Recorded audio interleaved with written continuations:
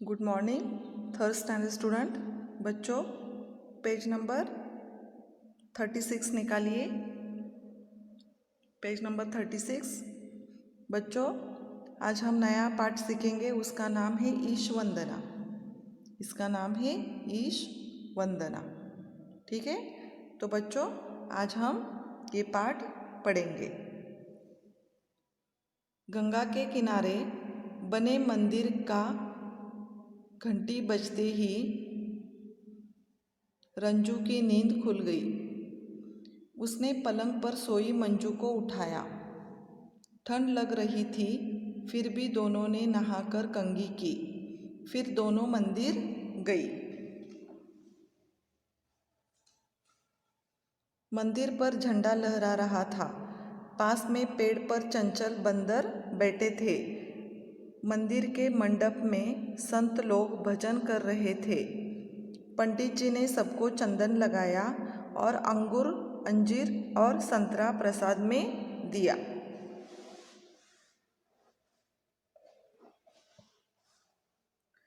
रंजू और मंजू ईश वंदना करके घर आई। वे रोज नियम से मंदिर जाती है। सब उन्हें पसंद करते हैं। बच्चों, अभी हमने पाठ पढ़ा। छोटा सा पाठ है बच्चों, और इसका नाम ही क्या है? ईश वंदना। इसका नाम क्या है? ईश वंदना। तो सुबह सुबह हम नहा धोकर मंदिर जाते हैं, या हमारे घर के भगवान को हम हाथ जोड़कर प्रार्थना करते हैं। तो ऐसे ही ये पाठ ईश वंदना का है। सुबह हम जब नहा धोकर प्रार्थना करते हैं तो इसे ये ईश वंदना कहते हैं। गंगा के किनारे मंदिर की घंटी बजी। यहाँ गंगा यानी नदी है और उस नदी के किनारे मंदिर है। उस नदी के किनारे मंदिर है। सुबह सुबह उस मंदिर की घंटी बजते ही ये दोनों बहनें जो है, रंजू और मंजू, इनका नाम क्या है? रंजू और मंजू, उसकी नींद खुल गई। इन दोनों की नींद खुल गई। उसने पलंग पर सोई मंजू को उठाया। पलंग पर कौन सोई थी? मंजू। तो रंजू ने मंजू को उठाया। ठंड लग रही थी, फिर भी दोनों ने नहाकर कंघी की। ठंड लग रही थी, फिर भी दोनों ने क्या किया? नहा धोकर कंघी की। कंघी यानी बाल बनाना। तो फिर दोनों क्या नहा धोकर कहाँ पर गई? दोनों मंदिर में गई। नहा धोकर कहाँ पर गई? मंदिर में गई।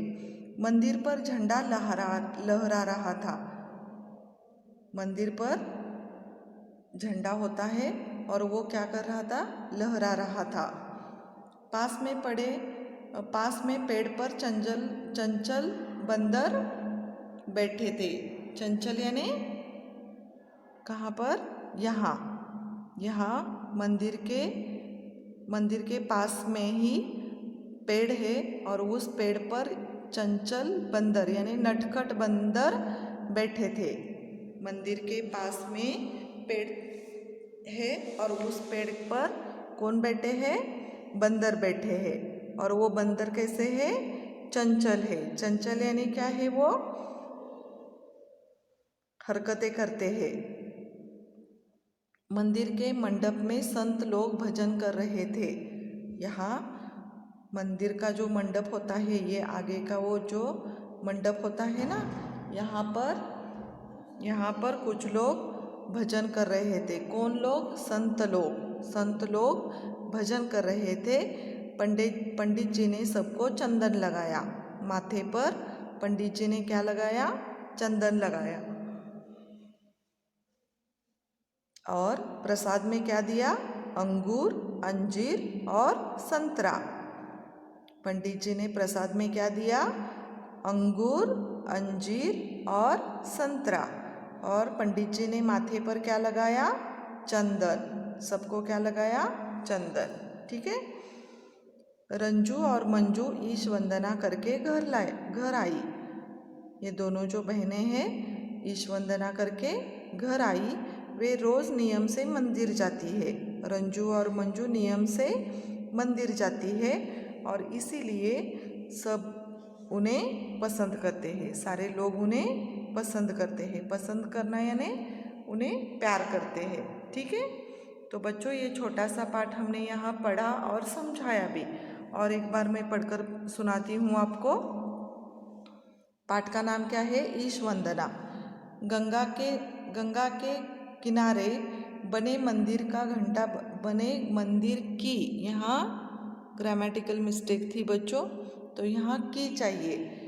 गंगा के किनारे बने मंदिर की घंटी बजते ही रंजू की नींद खुल गई। उसने पलंग पर सोई मंजू को उठाया।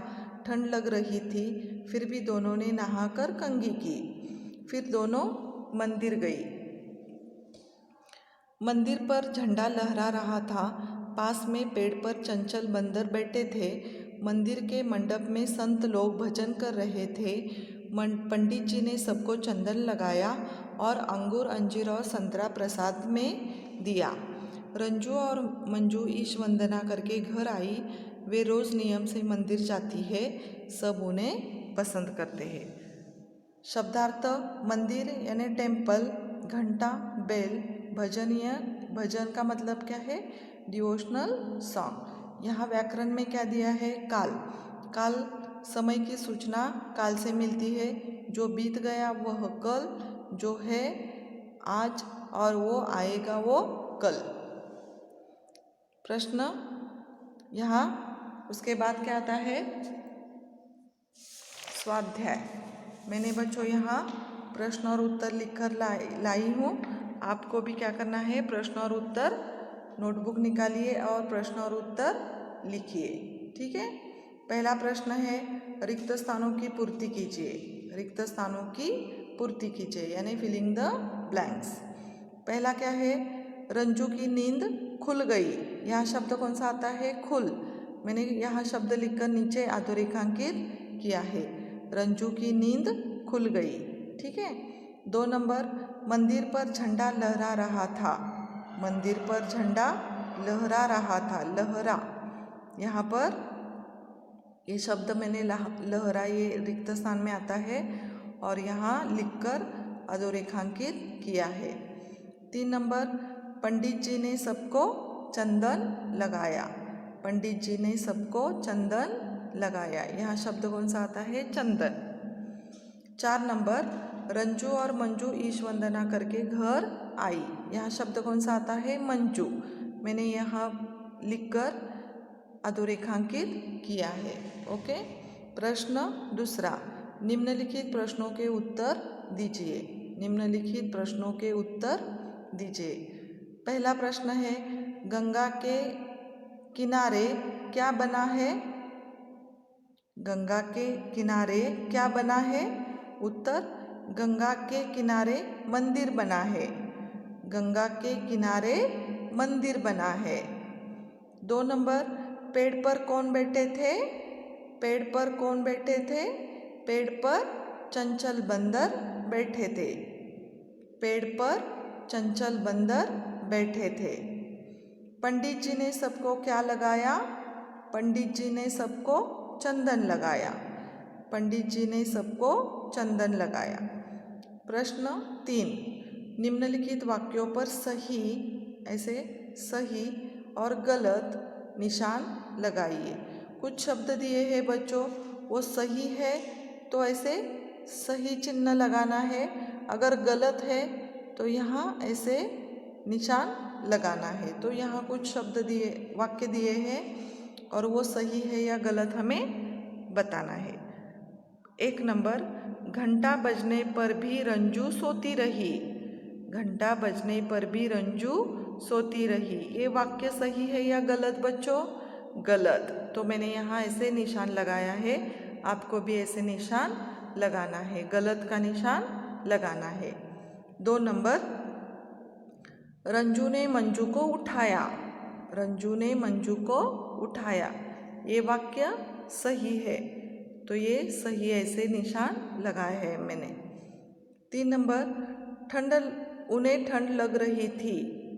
उन्हें ठंड लग रही थी। उन्हें यानी किसे? रंजू और मंजू को। ये वाक्य सही है या गलत? सही है। वाक्य सही है। तो ऐसे सही है क्या करना है, निशान लगाना है। 4 नंबर, दोनों ने नहाया नहीं। दोनों ने नहाया नहीं,